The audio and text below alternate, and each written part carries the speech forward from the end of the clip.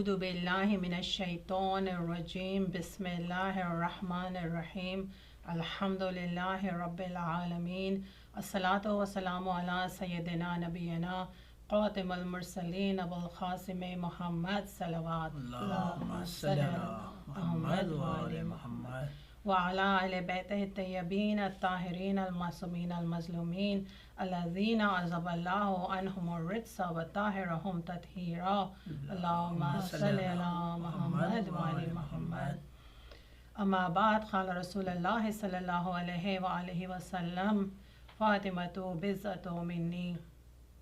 Assalamu alaikum wa rahmatullahi wa barakatuhu. I'm here, my name is Seherbano Mohsin. I'm here to share a few of my thoughts on something that is close to our hearts, something that pulls at our heartstrings, something that brings tears to our eyes, makes our hearts heavy. And as the days draw closer to that event that happened a long time ago, it hits closer to home. And you all know what I'm talking about. I'm talking about the destruction of Jannatul Baqee. It happened a long time ago when there was no internet, there was no media, there was no Twitter, there was no Instagram. And so when people heard about the news much later, there were protests around the world. People protested. But today, we know that still the destruction of historic sites is happening. It's still happening. It is said that bulldozers arrive in the night, and by the time it's morning, a historic site has been demolished, erased from history. We are losing these historic sites. That is heritage for all of us as Muslims. We are losing these at a really rapid pace. What's left is only 10%. 90% have already been destroyed. These are the thoughts that cross our minds, especially at this time, a week after when we celebrated Eid al-Fitr is the time that we commemorate the destruction of Jannatul Baqee. It's the 8th of Shawwal. That's drawing pretty close. Today, the session is getting recorded. It's the 3rd of Shawwal. In 5 days, we are going to mark that event with tears in our eyes and with a heavy heart. To share my thoughts with all of you, also in the studio, I have two very special guests, our guests of honor today. And I would like to introduce both of them. We thank them for taking the time out from their busy schedule, especially on a weekend, and being here to share their thoughts. It's Mr. Alamdar Rizvi and Mr. Mohsin Rizvi, his son. And a little bit about our guests before we continue on. Mr. Alamdar Rizvi and Mr. Mohsin Rizvi, they are both very accomplished. Mr. Alamdar Rizvi is a scientist. He has finished his master's in immunology, and he's the vice president of clinical affairs at Helio Health. Correct. Helio Health is the place where he works, and mashallah, he's the vice president there. And Mr. Mohsin Rizvi, who is also very accomplished, he is going to be starting high school, inshallah, this September. And I'm sure you have heard him on the internet, heard his beautiful recitations in the praise of the Holy Al-Bayt, and he's always there along with his father. And the other thing I want to say about Mr. Alamdar Rizvi is that he is also a very accomplished writer, and he writes not only children's books on Islam, but also very beautiful poetry, and I'm sure you must have heard him over the internet as well, because everything is out there now.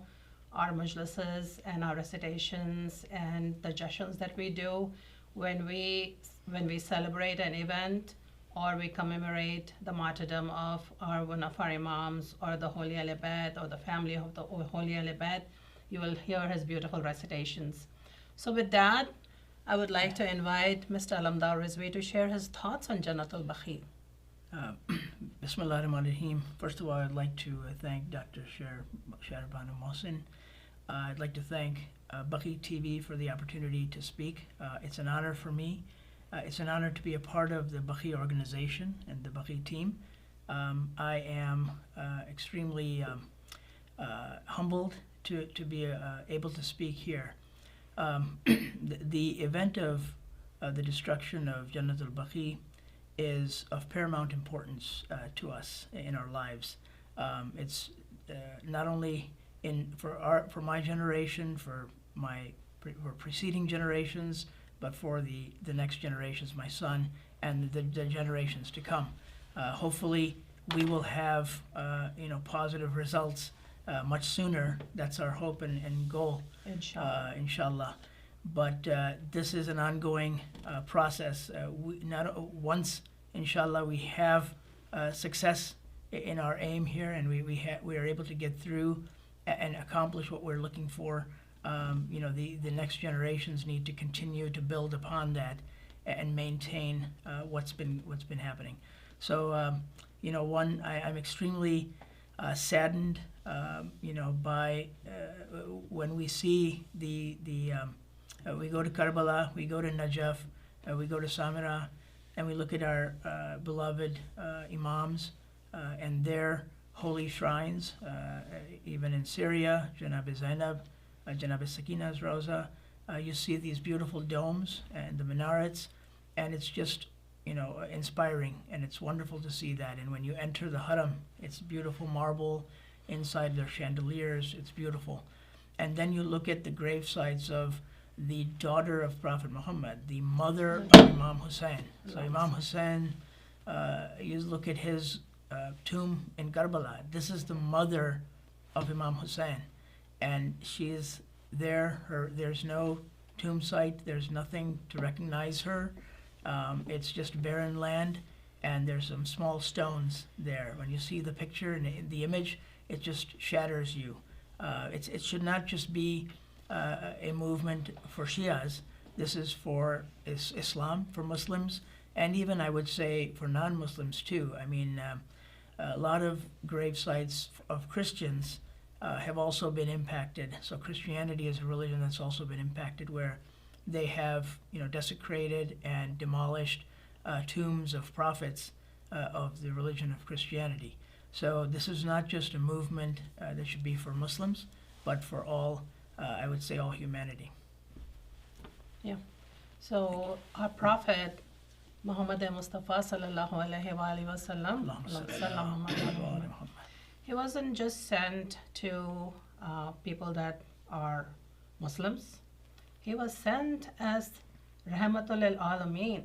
He was sent for every nation, every faith, every human being that is living on this earth. Not only that, not only this world, but for all other worlds. He was sent as Rahmatul lil Alameen, as a mercy to humankind. And so what you said is so right, that it's not just Muslims that are impacted by losing these important sites, these heritage sites, but all humanity. It's a loss for all humanity. But the sad thing is that we see year after year, it's only the lovers of the Holy Al-Abad, the followers of the Holy Al-Abad, that stand up to protest, and there is nobody else who raises a voice against this oppression that is happening. And that is so close. It's in the Muslim world, and we have no control over it. Exactly. Yeah, I agree fully. I mean, this should be a movement that gains momentum, and there should be masses. We should see hundreds and thousands of people protesting alongside us. It should be not just Muslims, but I envision that you have Muslims and Christians and people of all races and colors. Inshallah, it's going to happen in the future. Inshallah. As we speak out and people hear us and see what's happening out there, Exactly. inshallah, everyone is going to join in this movement Inshallah. of rebuilding Al-Baqee. And it's not just Al-Baqee. We know that the other graveyard, which is Jannatul Mualla, that has also been destroyed, that has also been impacted with this. Correct. And I would like to invite Mr. Mohsin Rizvi. Mohsin, would you like to share some of your thoughts? I know that Mohsin is there every year. Every year, whenever there is a protest to mark this event, every year there's a protest in Washington, D.C. In front of that embassy, the Saudi embassy, there's a protest. And Mohsin is there every year with his parents to protest. So what do you think, Mohsin? Would just share some of your thoughts. Do you think that being there really makes an impact? Yes, I do agree. I think when you're there, you're sharing your thoughts and you're protesting for Jannatul Baqee, and there's other people there that are also watching and listening. So you're making a move for other people to also listen, and you're also for the embassy. You're also like going to the embassy, and then I think it's a really good cause. That's cool. And then you're creating an awareness of what's happened. Exactly. Okay. In the past and what we can do to prevent it, all of this destruction happening in the future with the rest of the 10% of sites that are left. We hope that. Yes, inshallah. And then Mohsin, mashallah, he's also been to the ziyarat of Imam Hussein to Karbala a whole bunch of times. And then Mohsin, you see all of these beautiful shrines in Karbala and in Iraq, everywhere, Samira, Qaziman. How do you feel when you see the pictures of Jannatul Baqee and how the graves are there now? I feel really sad because in Jannatul Baqee gravesite, it's just a plain field with a few grave sites and stuff. But like when we see like Imam Hussein's Roza and Hazrat Abbas's Roza, it's really beautiful. The Haram is very beautiful and stuff. But Jannatul Baqee is very like it's like Yeah. a plain field. Yeah. And we know that Jannatul Baqee, of course, there is our baby Fatimatul Zahra, Salamullahi alayha, who was the dearest of the Prophet. I mentioned the hadith of the Prophet when he said, Fatimatu bizatu minni. And there's so many hadiths of the Prophet when he said, anybody who hurts Fatima has hurt me and has hurt Allah subhanahu wa ta'ala. So many hadiths. The Prophet would kiss her. He would stand up in her presence. When she entered the room, the Prophet would stand up. He would go and kiss her on the forehead. And he would smell her fragrance. There's so many hadiths about Bibi Fatimatul Zahra and the love that Bibi Fatimatul Zahra had for her father and her father had for her. So we have Imam Hassan Mushtaba, and then we have our fourth Imam, Imam Zainul Abidin. We have our fifth Imam, Imam Muhammad Baqir alayhi salam. We have our sixth Imam, Imam Jafar Sadiq alayhi salam. And in addition to these important personalities, in addition to our holy al-abad, we also have people who sacrifice their entire lives for the sake of Islam that are buried at Jannatul Baqee. So it's not, so when we protest for the destruction of Jannatul Baqee that has all of these important personalities. And it is just like we said, it's not just our heritage, but it's the heritage of all people of the faith of Islam as well as anybody else. Every person, every human being has lost that heritage when Jannatul Baqee got destroyed. So I was thinking we'll look at the logic behind it. So we belong to the Jafri faith, and in our faith we have to look at everything logically, and we have to look at everything without being emotional about it and examine it logically. So let's look at this. What is the logic behind the destruction of Jannatul Baqee?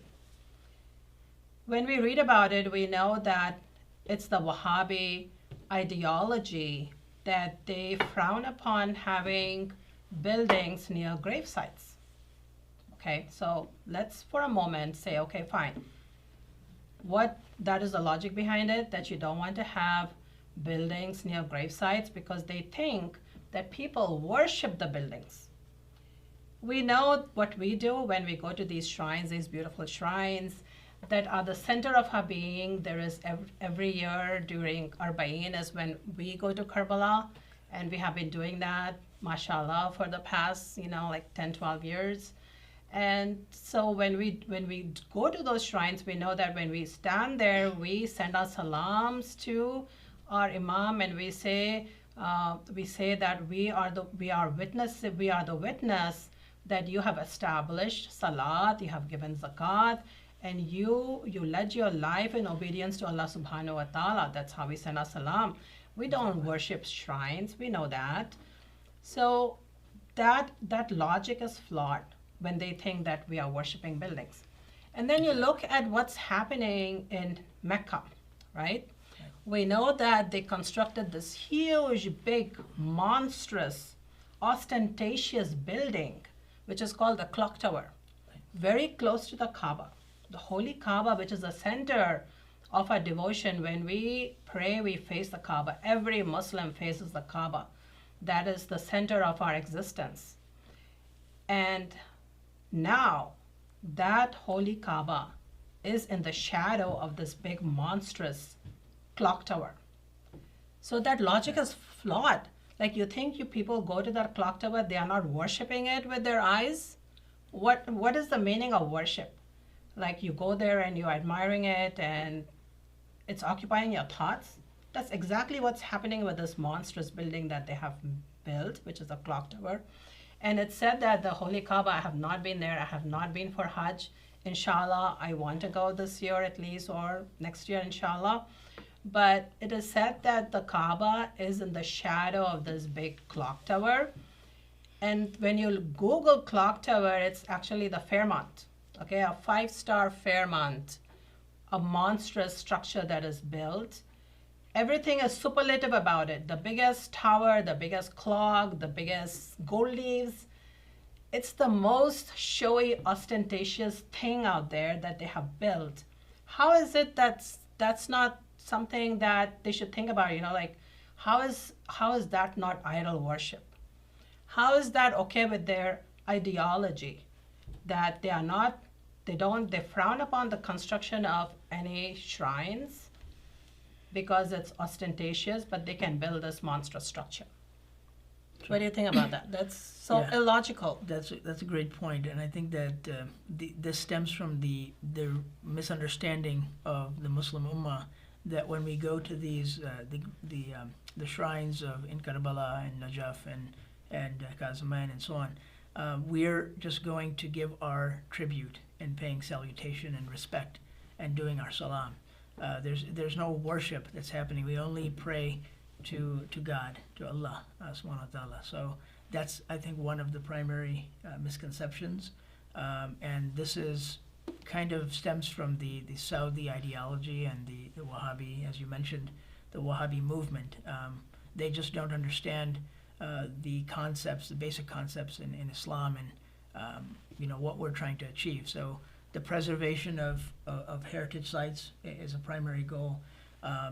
Oppression against Muslims and the oppressive regime is another thing that we are also obviously very close to and are sensitive about in the world. As you see with Palestine as an example, these are Muslims that are not able to find and have dignity in their lives and basic human rights. So this all stems from the same atrocities, and it's all coming from the Wahhabi and Saudi movement. So I think this, with the Baqee Organization doing so many different things, we are going to specific sites, we're protesting, we're campaigning, through TV, through radio, through media, Instagram, Twitter, all these different avenues and different social media websites. I think we can make a huge difference, and Inshallah. We need to continue this path. Yeah. And then the other thing that we can think about is, okay, is there something about domes being constructed, right? That's something that they attribute that to idol worship, construction of domes. But then I was actually reading about this article. It says the mega hotels of Mecca. There is a new hotel, a mammoth new hotel that's being constructed a few paces from this monstrous clock tower that we just talked about. And what's amazing about this construction, it started in 2017, is that it's going to have the biggest dome of the world. So if you Google, it's called, what is it called? In Saudi Arabia, it will have 10,000 rooms spreading over, spanning more than 1.4 million square meters and 70 restaurants, catering to the most affluent of pilgrims from the Gulf and abroad. And it is called Abraj Kudai.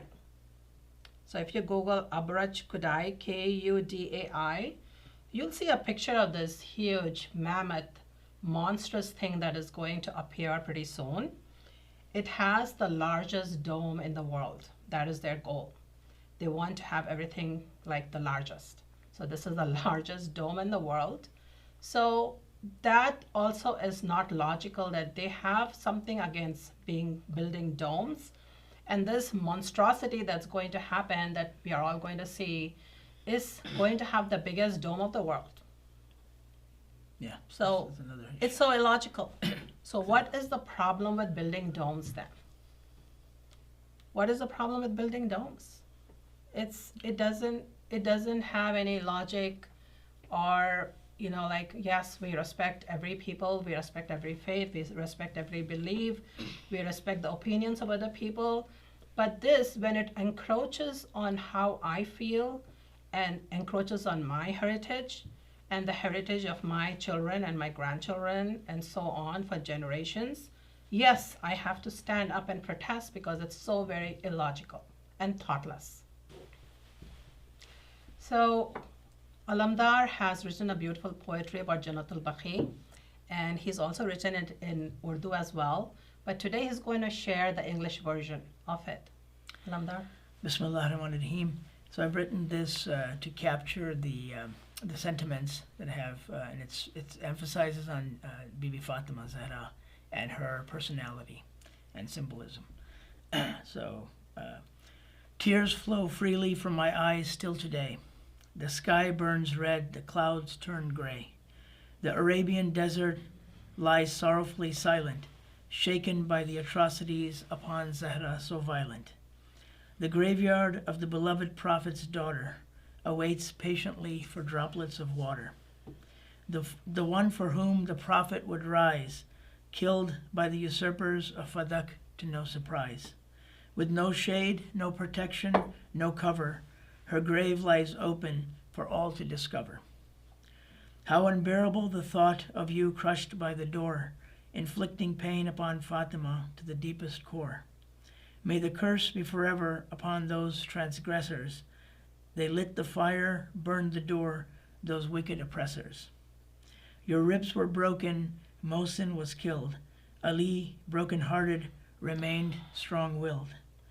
No woman has ever endured such pain. The wounds in our hearts shall forever remain. We will never forget you, O mother of Hussein. Your legacy lives on through tears for Hussein. There are no words that can suffice in your praise. The testimony of this lies in the sun's mighty rays. Fatima, you are the heart and soul of Islam.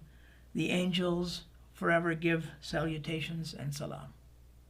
Thank you. MashaAllah. So very beautifully expressed. I have a question for Mohsin here, a youngster. We know that there is a protest this year, which is really great, but it's going to be limited audience. So I have a question for you, Mohsin. I know you're not going to be able to go there and protest with everyone else. What are you going to be doing this year to make your voice heard? Well, on different platforms on social media, MashaAllah. I could spread the word about Jannatul Baqee, and I could share my link on YouTube that I did on Jannatul Baqee, and I'll Very spread nice. the word MashaAllah, to other MashaAllah. people. That's Yeah. so very great. Yeah, so if you can send me the link as well, Sure, I would love to read what you have sure. up there. Yeah, that's really great. I know you and your sister Sakina did an article on Jannatul Baqee Yes. very recently, right? So Yes. that'll be so great to have Yes. to share. That's so great, mashallah. So my dear friends, I'm going to wrap up this session. And in summary, what I would like to say is, I know that a lot of us out there, we know that we are not doing enough. We have these thoughts that whatever I'm doing, is that going to make an impact? Is that really going to do anything in the future? How is it going to help? This seems like such a big project. This seems like almost an impossibility moving forward. What's going to happen? But I have to tell you that everything that we do, I know it's like a drop in the ocean, but those drops are going to become, inshallah, pretty soon, one big ocean. And inshallah, that big ocean, that tide is going to rise, and it is going to be a tsunami wave that's going to wash away all the atrocity, wash away all the terrorism, wash away everything that's happened to these historic sites. And inshallah, with Allah's help, we know that Allah is there to help us for this great cause. With Allah's help behind us, we are going to change how the wind is blowing, in what direction it is blowing. And inshallah, within our lifetimes, this is our prayer to Allah subhanahu wa ta'ala, that within our lifetimes, let us witness the rebuilding of Jannatul Baqee. And let us also witness that we will bring back those historic sites that have been demolished. And inshallah, it's going to happen within our lifetimes. With that, let us pray to Allah subhanahu wa ta'ala to guide our footsteps, to keep us on that straight path, and to make sure that we are the ones that are never at peace while Jannatul Baqee is in that state. It is always going to have something that we can never live with. In the words of our Mawla Muttaqiyan, Mawla Ali, he says that during those days when he did not have the leadership, when he was not in that position of control, when he saw the destruction of Islam happening day after day, it was as if there was something irritating his eye. We can imagine how that feeling is when something is stuck in our eye and we are not able to take out that irritant from the eye. How is that feeling? This is the feeling that we all should have about Jannatul Baqee. Something that bothers us day in and day out, something that we cannot live with, something that is so bothersome that we want to do something about it. And inshallah, one day we will see the rebuilding of Jannatul Baqee. With that, I seek your permission. I thank Alamdar and I thank Mohsin for being here. And I thank the Baqee Organization, everybody who is working so very hard to bring about this change. Inshallah, their efforts are going to be rewarded by Allah subhanahu wa ta'ala. And inshallah, we are going to witness that great event when the winds are going to change and we rebuild Baqee. Inshallah. Assalamu alaikum wa rahmatullahi wa barakatuh.